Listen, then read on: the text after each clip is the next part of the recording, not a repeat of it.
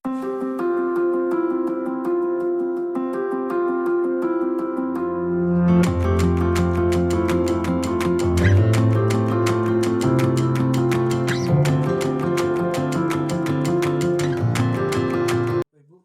kita lanjutkan materinya ya.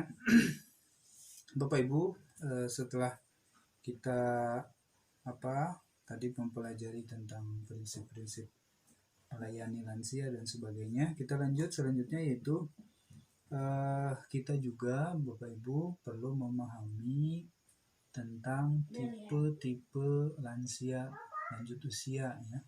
Jadi memang di di buku pintar maupun di modul memang tidak tercantumkan tipe-tipe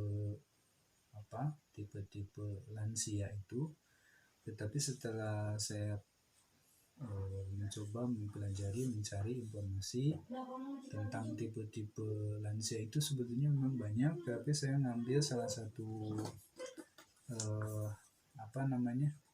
ahli ya, bahwa membagi beberapa tipe-tipe lansia Bapak Ibu. Nah, tipe lansia teh naon wae gitu teh. Sebenarnya pengen 1, 2, 3, 4, 5 aya 5 poin tipe-tipe lansia. Tipe pertama itu tipe lansia yang arif bijaksana. Jadi memang ada orang tua atau lansia yang ketika masa usia tuanya itu penuh kearifan dan dia berlaku bijaksana begitu. Jadi mampu menyesuaikan diri, mampu mengatur pola hidupnya begitu. Dan itu memang ada, itu bisa kita temukan karakteristik atau ciri lansia itu seperti itu. Jadi ciri tipe pertama itu arif bijaksana. Yang kedua tipe mandiri. Tipe mandiri itu biasanya kan masa lansia itu peralihan dari masa muda ke usia yang lebih tua. Itu biasanya contoh misalkan kayak pensiunan begitu, itu kan tadinya biasanya dia mempunyai kegiatan yang rutin, tetapi setelah beres maka dia tidak lagi bekerja, tetapi dia berupaya untuk mencari pekerjaan atau kegiatan yang lainnya menggantinya, maka ada di situ disebut dengan tipe mandiri. Jadi dia menyesuaikan diri dengan kebiasaan yang baru. Lalu yang ketiga ada tipe tidak puas. Ya, tipe tidak puas itu jadi karakteristiknya itu, cirinya itu mudah tersinggung, mudah istilahnya belikan lah cek orang Sunda.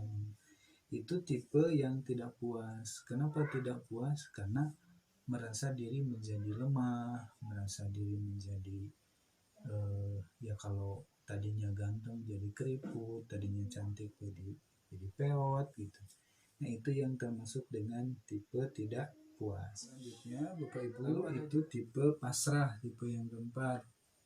Tipe pasrah itu adalah tipe yang menunggu nasib gitu, lansia yang memang istilahnya sudah saya mah sudah begini gitu.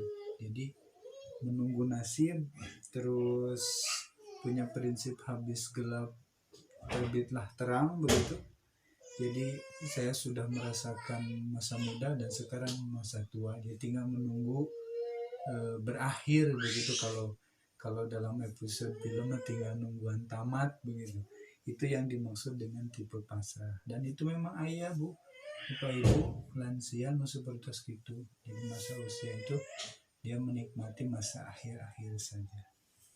Baik, yang kelima Bapak Ibu, ini tipe bingung. Tipe bingung itu lansia yang istilahnya dia merasa kaget, merasa kehilangan kepribadian, dia mengasingkan diri, mengecilkan diri, itu merasa minder, terus merasa menyesal, terus berubah menjadi pasif gitu, tidak aktif, terus juga acuh tak acuh. Nah, ini ada memang tipe lansia yang seperti itu. Jadi kalau diulas kembali, jadi memang ada 5 tipe yang ini Bapak Ibu yang saya sampaikan adalah ini menurut Dr. Suparyanto MKes ya. Beliau yang membuat istilahnya catatan kaitan dengan tipe-tipe lansia. Baik Bapak Ibu, cukup dimengerti? Ngerti. Ya, terima kasih ya Bu. Baik, selanjutnya jadi Bapak Ibu tiap lansia itu mengalami permasalahan yang sama. Jadi hampir setiap lansia itu relatif sama, tetapi perlu kita garis bawahi memang penanganan yang berbeda tentunya. Jadi contoh tadi tipe-tipe tadi itu, maka penanganan kita terhadap lansia itu jelas-jelas berbeda.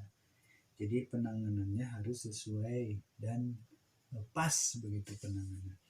Lalu yang kedua, yang selanjutnya, penanganan itu disesuaikan dengan tipe-tipe lansia tadi ya. Jadi disesuaikan dengan kondisi lansianya, kondisi fisik maupun psikisnya. Jadi memang harus tepat gitu memposisikannya. Nah, selanjutnya Bapak Ibu, selain itu juga lansia juga banyak yang mengalami kekerasan ya. Jadi tidak hanya anak kecil saja, tetapi masa lansia juga ada beberapa yang memang mengalami kekerasan, dan biasanya kekerasannya dilakukan oleh orang-orang terdekat, misalkan oleh anaknya, oleh cucunya, oleh menantunya, atau mungkin orang asing, orang luar gitu, orang yang bukan dari keluarga begitu. Nah, ini mungkin Bapak Ibu pernah tidak mendengar atau bahkan melihat gitu, kantos teningal atau nguping aya kajantenan misalkan lansia anu disiksa gitu. Kantos nguping Bapak Ibu? Pernah ya. Bahkan kalau tidak salah ada dulu sempat beberapa mungkin tahun yang lalu sempat booming, sempat viral, ada anak yang menyiksa ibunya ya, ibunya disiksa, disuruh gitu. Nah, itu bentuk contoh kekerasan yang dilakukan oleh orang-orang terdekat gitu. Jadi memang ada kekerasan yang dilakukan oleh orang-orang terdekat gitu terhadap lansia. Kekerasannya tidak hanya saja fisik Bapak Ibu, jadi ada kekerasan yang non fisik, itu kekerasan verbal, lisan, kadang-kadang adalah istilahnya di masyarakat itu sok ngupingnya, kadang kanu tersepuh teh sok disebat dengan bahasa yang tidak pantas gitu, kadang dengan sebutan-sebutan tertentu, misalkan contoh misalkan aki-aki peot gitu dan sebagainya, itu bentuk dari kekerasan verbal ya. Jadi tidak hanya saja fisik kekerasan yang didapatkan oleh lansia, tetapi juga verbal, jadi kekerasan verbal. Jadi itu,